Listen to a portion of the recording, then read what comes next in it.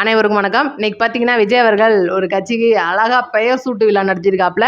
அதை பற்றி நம்ம விரிவாக பேச போகிறோம். அப்புறம் கடலூர் பிரச்சாரம் ரத்தானதின் பின்னணி மற்றும் நாளைக்கு பார்த்தீங்கன்னா திருச்சி கிழக்குக்கெலாம் போகிறாரு. அதை விட ரொம்ப முக்கியமாக நேற்று தான் ஒரு வீடியோ போட்டிருந்தோம். பூத் கமிட்டியில் நடக்க போகிற தில்லுமுள்ளும் பூத் கமிட்டி ஆட்களை விலைக்கு வாங்கும் தீய சக்தின்னு விரிவாக நம்ம பேசியிருந்தோம். நிறைய பேர் அதில் கமெண்ட் பண்ணியிருக்கீங்க. எல்லாமே உண்மையான பாயிண்டாக இருக்குன்னு சொல்லியிருக்கீங்க. அது விஜய் அவர்களுக்கு தெரிஞ்சிருச்சோ என்னமோ தெரியல. இன்னைக்கு முக்கியமான விஷயத்தில் இறங்கியிருக்காரு. இதை பற்றி நம்ம விரிவாக பேச போகிறோம். இப்போ சேனலுக்குள்ளே வந்தவங்க லைக் அண்ட் சப்ஸ்கிரைப் பண்ணிட்டு மறக்காம உங்க கமெண்ட்டை சொல்லிருங்க. வீடியோக்கு கீழே ஹைப்னு ஒன்று இருக்கும், அதையும் கொடுத்துருங்க. வீடியோவை 4 பேருக்கு ஷேர் பண்ணிருங்க. இப்போ முக்கியமான விஷயத்த நம்ம பேசுவோம். அதாவது இவ்வளோ நாள் திருட்டு, தில்லுமுள்ளு கம்பெனி, திருட்டு கம்பெனி எல்லாமே ஒரு பக்கம் இருந்தாலும் இன்னைக்கு விஜய் அவர்கள் தீய சக்தியை தாண்டி திசை திருப்புதல் முன்னேற்ற கழகம்னு ஒரு பேர் சூட்டியிருக்காரு. இதன் பின்னணி என்னன்றதை நான் சொல்லிடுறேன். இப்போ சமீப காலங்களில் பார்த்தீங்கன்னா எச்ச மீடியா, பேர் பெட்டி வாங்கின மீடியா, எல்லாத்துக்கும் பேர் போன மீடியாவாக மாறி போன சில செய்தி சேனல்கள் இன்னைக்கு கருத்து திணிப்பு, அதுக்கு பேர் கருத்து கணிப்புலாம் கிடையாது, கருத்து திணிப்பு மூலியமாக மக்களை திசை திருப்பிட்டு இருக்காங்க. ஏன்னா இன்னைக்கு ஆளும் கட்சி மீண்டும் ஆட்சி அமைக்க போகிறாங்க இல்லையா. இது பார்த்தீங்கன்னா இரட்டை இலைக்கு சாதகமாக ஒரு சில பேர் இல்லை எடப்பாடி வரப்போகிறாரு, அதனால எல்லாருமே அவர் பக்கம் வந்துருங்க, இவர் சொன்ன அந்த பயங்கரமான அறிக்கையெல்லாம் நமக்கு கிடைச்சிரும்னு சொல்லிட்டு மக்களை திசை திருப்புதல்ல ஓவரா ஈடுபட்டு இருக்கிற இந்த செய்தி சேனல்ஸ் ஒரு புறம். இன்னொரு பக்கம் பார்த்தீங்கன்னா எஸ்ஓபியை போடு, தடுத்து விடு, வெளியே விடாத அப்படின்ற இன்னொரு தடை ஒரு பக்கம். ஜனநாயகனை வெளியில் விட்டுட்டியா, ரைட்டு, மனுஷன் நில குழஞ்சிருவாப்ல அப்படின்றது இன்னொரு பக்கம். ரைட்டு, இவ்வளோலாம் தாண்டி குடும்ப பிரச்சனை இழுத்து விட்டுட்டியா, இன்னைக்கு மனுஷனோட மனசை உடைச்சிருவோம் அப்படின்னு சொல்லி விஜய் அவர்களோட மனசை உடைக்கிறதுக்கு ஒரு பக்கம். அத்தனையும் அடிச்சு நொறுக்கிட்டு இன்னைக்கு அண்ணன் சிரிச்சுட்டே இருக்காருன்னா அதுக்கு காரணம் என்னன்னு நினைக்கிறீங்க? நீங்களும் நானும் நம்மள மாதிரி இருக்கிற இளைஞர்கள் மற்றும் அண்ணனோட சகோதர சகோதரிகளும் இந்த நிர்வாகிகளும் வேட்பாளர்களும் தான். நமக்காக வந்திருக்கிற மனுஷனை நம்ம விட்டுறக்கூடாது அப்படின்றது முக்கியமான விஷயம். இப்போ பார்த்தீங்கன்னா இந்த ஒரு சம்பவம் தான் நடந்திருக்கு. இன்னைக்கு மக்களை திசை திருப்புறது, மறுபடியும் விஜய் அவர்கள் படம் நடிக்கிற போறாரு, அதனால அவர் திரைத்துறை பக்கமே மீண்டும் போறாரு அப்படின்னு இந்த கேவலமான மக்களை தூண்டி விட்டு இந்த மாதிரி எச்ச மீடியாக்கள் செய்கிற வேலைகளுக்கு அனைத்தும் செருப்படி கொடுக்குற விதமாக ஒரு கடிதம் அனுப்பியிருக்காரு. இதுதான் முக்கியமான விஷயம். இந்த திசை திருப்புதல் முன்னேற்ற கழகம் அப்படின்றது இந்த மாதிரி வேலைகள்லாம் பார்க்கும். மக்கள் தோன்றுவிடக்கூடாது. நம்மளோட பாதைகளில் நம்ம நேரடியாக பயணிச்சுக்கிட்டு இருக்கோம். இருக்கிற வேட்பாளர்களுக்கு பூரா பிரச்சாரம் பண்றதுக்கு விட மாட்டேன்றாங்க. பிரச்சாரத்துக்கு போனா அதை நைட்ல கரண்ட் கட் பண்றாங்க. இவ்வளோ விஷயமும் நடந்துட்டு இருக்கு. இதை பத்தி அண்ணன் பேசியிருக்காரு. அதுக்கப்புறம் பாத்தீங்கன்னா ரொம்ப முக்கியமான விஷயமா கடலூர்ல இன்னைக்கு பிரச்சாரம் ரத்து அப்படி, அதாவது அனுமதி வாங்கியிருக்காங்க 22 நிபந்தனைகளோட. நான் காலையில வீடியோலயே கூட சொல்லியிருப்பேன், சந்தோஷமா இருந்துச்சு. அண்ணன் போறாரு, 3 தடவை ரத்தாகி இப்ப 4வது தடவை போறாருன்னு. கடைசியில பார்த்தா அதுவும் ரத்துக்கு காரணம் என்னன்னா 22 நிபந்தனைகள் ஒரு பக்கம் இருந்தாலும் ரோடு ஷோ அனுமதிக்க மாட்டாங்களாம். ரோடு ஷோ கிடையாம ஒரு இடத்துல மட்டும் நீங்க பிரச்சாரம் பண்ணிக்க சொல்றாங்க. அதாவது அந்த சின்ன கேரவன்ல பெரிய கேரவன் மேல அண்ணன் நின்று பேசுவார்ல, அந்த மாதிரி பிரச்சாரத்துக்கு அனுமதி கொடுக்குறாங்க. அப்ப சின்ன கேரவன் உள்ளேயே உட்காந்து நீங்க வெளியில பெரிய கேரவன்ல நின்று நீங்க பேசும்போது அண்ணனை எல்லாரும் கூட்டமாக ஒரு இடத்துல பார்க்கணும்னு குமியும் போது ஏகப்பட்ட கூட்டங்கள் வரும். அதில் பயங்கர பிரச்சனைகளை தீய சக்தி பண்ணுறதுக்கு அதிக வழிவகை ஆகி போயிருன்றனால அண்ணன் இதை தடை வேண்டாம், இந்த ரத்து பண்ணிடுவோன்னு சொல்லி முக்கியமான விஷயம் டிசிஷன் எடுத்திருக்காரு. அதை விட ரொம்ப முக்கியமாக இப்போ பார்த்தீங்கன்னா வண்டி சின்ன கேரவனில் கை காமிச்சிட்டு மக்களை பார்த்து மேலே ஏறி நின்று கை காமிச்சிட்டு வரும்போது சில கூட்டங்கள் அங்கேயே கலையும். ஆனால் இது பார்த்தீங்கன்னா முழுக்க ஒரு இடத்துல குமிய வைக்கிறாங்க. இப்போல்லாம் கூட பார்த்தீங்கன்னா ஏதோ செயின் பறிப்பில் தீய சக்தி ஈடுபடுதுன்னு நிறைய நியூஸ்லாம் வந்துட்டு இருக்கு. அப்போ இதெல்லாம் தாண்டி இன்னைக்கு மக்களோட உயிர் பிரச்சனை வந்துருன்றனால தான் விஜய் அவர்கள் அதை ரத்து பண்ணியிருக்காரு. அதை விட ரொம்ப முக்கியமாக தயவுசெய்து விஜய் அவர்களுடைய அந்த பிரச்சாரத்துக்கு யாரும் தங்கம் அதிக அளவில் அணிஞ்சு வராதிங்க.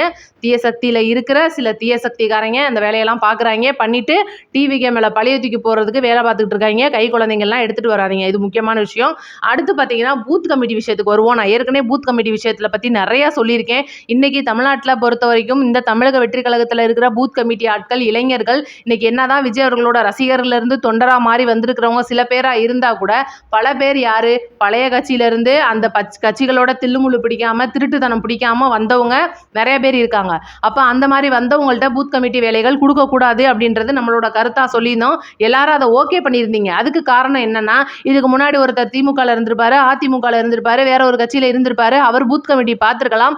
அப்படி இருக்கும்போது மறுபடியும் நம்ம தமிழக வெற்றி கழகத்துக்கு நீங்க அங்க போய் பூத்குள்ள உட்காந்தீங்கன்னா பழைய ஞாபகங்கள் வரும், பழைய ஆட்கள் தான் அங்க இருப்பாங்க, உங்களை திசை திருப்புவாங்க. இந்த மாதிரி விஷயங்கள் நிறைய நடக்கும். இவிஎம் மிஷின்ல நிறைய திருட்டுத்தனம் நடத்துறதுக்கு வாய்ப்பு இருக்கு. இதை பத்தி நான் பேசியிருந்தேன். இப்ப விஜய் அவர்களுடைய தொகுதியான பெரம்பூர் மற்றும் திருச்சி கிழக்கு இந்த 2 தொகுதிகளிலும் பாத்தீங்கன்னா பூத் கமிட்டி விஷயங்கள் எந்த அளவு ஸ்ட்ராங்கா இருக்குன்னு சொல்லிட்டு விஜய் அவர்கள் மற்றும் புசி ஆனந்த் ஆதவர்ஜுனா அவர்கள் இந்த மாதிரி 2ஆம் கட்ட தலைவர்களோட முக்கியமான ஏரியாக்களில் இருக்கிற பூத் கமிட்டி நிர்வாகிகளை வச்சு இன்னைக்கு பனையூரில் இப்போ ஒரு ஈவினிங் ஒரு பெரிய மீட்டிங் ஒன்று அரேஞ்ச் பண்ணியிருக்காங்க. இது முழுக்க முழுக்க பார்த்தீங்கன்னா பூத் கமிட்டி விஷயங்கள். இந்த தீயசக்தி பூத் கமிட்டியில் இருக்கிற நம்மளுடைய புதிய இளைஞர்களான அந்த தமிழக வெற்றி கழகத்தை சேர்ந்தவங்கள எப்படியெல்லாம் வந்து திசை திருப்ப போகிறாங்க. நான் ஏற்கனவே சொல்லியிருப்பேன், பூத் கமிட்டிக்குள்ளே உட்காந்துருக்கிறவங்களுக்கு உடல் வலிமை மட்டும் பத்தாது, மன வலிமை ரொம்பவே வேணும். இன்னைக்கு திமுக வந்து அதிக அளவில் அவங்கள திசை திருப்புறதுக்கும் மிஷினில் திருட்டுத்தனம் பண்ணுறதுக்கும் இதுக்கு முன்னாடி பல இடங்கள்ல அவங்க பண்ணியிருப்பாங்க. ஈவினிங்ல ஓட்டு முடிகிற டைம்ல மிச்சம் அவ்வளோ இருக்கு, ஒரு 10,000 ஓட்டு இடந்து போலாகின இடத்துல மிச்சம் ஒரு 100-200 இருக்கு, நீ ஒரு 200 போட்டுக்க, நான் ஒரு 200 போட்டுக்கிறேன்னு பேரம் பேசுவாங்க. இல்லையா, நீங்க எப்படினாலும் ஜெயிச்சிருவீங்கன்னு சொல்லி நம்ம மண்டையை கழுவி ஆகாத வேலையெல்லாம் பார்ப்பாங்க. அதனால நான் என்ன சொல்லியிருந்தேன், பூத் கமிட்டியில் இருக்கிறவங்க பேப்பரில் குறிப்பிட்டிருக்கிற நம்பர் தான் அங்கே ஓட்டிங்கில் போலாயிருக்கா, 1-2 கூட குறைய இருக்கா அப்படின்னா நீங்கள் உடனடியாக ஒருவேளை கூட இருந்துச்சுன்னா நீங்கள் கூப்பிட வேண்டியது தேர்தல் அதிகாரியே இல்லை, அங்கே உள்ளே இருக்கிற நீங்கள் வந்து வெளியில் வந்துடாமல் அங்கே இருந்த மணிக்கையே 100க்கு ஃபோன் அடித்து காவல்துறை அதிகாரிகளை கூப்பிடணும். இதுதான் ரொம்ப முக்கியமான விஷயமா நான் ஏற்கனவே சொல்லியிருந்தேன். அதுதான் உண்மையும் கூட. ஏன்னா அங்கே இருக்கிற தேர்தல் அலுவலர்கள் இவ்வளோ தப்பு நடந்தாலும் உங்களுக்கு அங்கே சாதகமாக பேச மாட்டாங்க, அதுதான் உண்மை. அதனால் ஏதோ ஒரு தப்பு நடக்குதுன்னு தெரிஞ்சிச்சுன்னா உங்களோட பார்வை அந்த இவிஎம் மிஷின்லேருந்து வெளியில் வந்துடக்கூடாது. முழுக்க முழுக்க அந்த மிஷின் மேலேயே கண்ணை வச்சுட்டு அங்கேருந்தே உங்களோட செல்ஃபோன்லேருந்து 100க்கு 100 கால் பண்ணிட்டீங்கன்னா அந்த ஒரு நம்பர் அப்படின்றது 100 கால் பண்ணிங்கன்னா அது முழுக்க முழுக்க வந்து ஒரு ரிஜிஸ்டர் காலாக மாறிடும். அப்போ ஆட்டோமேட்டிக்காக உங்களுக்கு அதுக்கு தகுந்த மாதிரி எஃப்ஐஆர் போட்டுருவாங்க. டீட்டெயில்டாக வந்து தேர்தல் அலுவலர்கள் அதை பற்றி பேசுகிறதுக்கும் உங்களோட ரிஜிஸ்டர் காலுக்கான டீட்டெயில்டு கொடுக்குறதுக்கும் சரியாக இருக்கும். இதுதான் காரணம். எக்காரணத்தை கொண்டும் இப்போ திமுக அதிமுகக்குள்ளே சண்டை நடக்கிற மாதிரி இருக்குது, இல்லை திமுகக்குள்ளே சண்டை நடக்கிற மாதிரி இருக்குது அப்படின்னா அங்கே வந்து நீங்கள் அதை கண்டுக்கக்கூடாது. அவங்க வீம்புக்குனே அப்படி பண்ணுவாங்க, நிறைய மேட்ரு பண்ணுவாங்க, அவங்களுக்குள்ளே வந்து பேசிக்கிற மாதிரிலாம் நிறையா பண்ணுவாங்க. நீங்கள் முழுக்க முழுக்க அந்த ஒரு ரூமை விட்டுட்டு வெளியில் வராமல் இருக்கணும். இதுக்கு தான் நான் சொன்னது, மன வலிமை மட்டும், உடல் வலிமை மட்டும் இருக்கக்கூடாது, மன வலிமை அதிக அளவில் வேணும். முழுக்க முழுக்க சாணக்கியத்தனமாக இருக்கணும். இன்னைக்கு வந்து உள்ள நீங்கள் போறீங்க, உங்களுக்கு மிரட்டல்கள் வருது, உன்னை நான் வெளியில் விட மாட்டேன் அப்படின்ற மாதிரி, உங்கள் குடும்பத்தை நான் விட மாட்டேன் அப்படின்ற மாதிரி பல வகையான மிரட்டல்கள் கண்டிப்பாக வரும். இதெல்லாம் தாண்டி உங்களுக்காக நாங்கள் வெளியில் ஆயிரக்கணக்கான பேர் இருக்கோம் அப்படின்றத நீங்கள் மறந்துடக்கூடாது. பூத் கமிட்டியில் இருக்கிற பெண்களாக இருக்கட்டும் ஆண்களாக இருக்கட்டும் தயவு செய்து சாணக்கியத்தனமாக இருங்க. ஏன்னா நீங்கள் உள்ளே இருக்கிறது 2 பேராக இருக்கலாம், ஆனால் உங்களுக்காக வெளியில் நிற்கிறது நாங்கள் லட்சக்கணக்கான பேர். உங்களுக்கு பாதுகாப்பாக, உங்கள் குடும்பத்துக்கு பாதுகாப்பாக விஜய் அவர்களும் நாங்களும் இருக்கோம் அப்படின்றத நீங்கள் மறந்துடக்கூடாது. ரொம்பவே முக்கியமான விஷயமா இப்போ பார்த்தீங்கன்னா பெரம்பூரில் அந்த ஓட்டிங் நம்பர் வந்து மாறி இருக்கும். ஒரு மிஷினில் 16 பேர் தான் இருக்கணும், ஆனால் அதிகமாக ஓட்டிங் வந்துருச்சுன்னா 2 மிஷினை மாற்றுவாங்க. இந்த விஷயம்லாம் தெரியும். அது போக வயசானவங்க வர்றாங்கன்னா அந்த விசில் சின்னத்துக்கு நேராக அவங்க ஓட்டு போடணும்னு சொல்கிறாங்கன்னா தீயசக்தி கையில் விட்டுறாதீங்க. நீங்கள் முழுக்க முழுக்க பாருங்கள். இதெல்லாம் நம்ம சொல்ல வேண்டிய விஷயங்கள். இது போக நிறைய விஷயங்கள் நான் அடுத்தடுத்து சொல்லிகிட்டே இருக்கேன். ஒவ்வொரு வீடியோலையும் 4 பாயிண்ட் நம்ம சொல்கிறோம். இதெல்லாம் தயவு செய்து வந்து ஒரு 4 பேருக்கு ஷேர் பண்ணி விட்டிங்கன்னா பூத் கமிட்டி பார்க்குறவங்களுக்கு ரொம்பவே ஹெல்ப்ஃபுல்லாக இருக்கும். ஏன்னா புதுச்சேரியில் இந்த சம்பவம் நடந்திருக்கு. இன்னைக்கு என்னதான் வெளிப்படையில் நம்ம அவ்வளவோ வேலை பார்த்தாலும் விஜய் அவர்கள் இறங்கி நின்று வேலை பார்த்தாலும் கூட இந்த தீயசக்தின்றது பூத் கமிட்டியில் ஈஸியாக விளாண்டுட்டு போயிடும். ஏன்னா நீங்கள் பூத் கமிட்டியில் உட்கார போகிற நீங்கள் தான் வாக்கு எண்ணிக்கை நாள் அன்னைக்கு உங்களோட ஆதார் தான் அங்கே எழுதி வச்சுருப்பாங்க, உங்களோட பேன் கார்டு கொடுத்து தான் நீங்கள் உட்கார போகிறீங்க.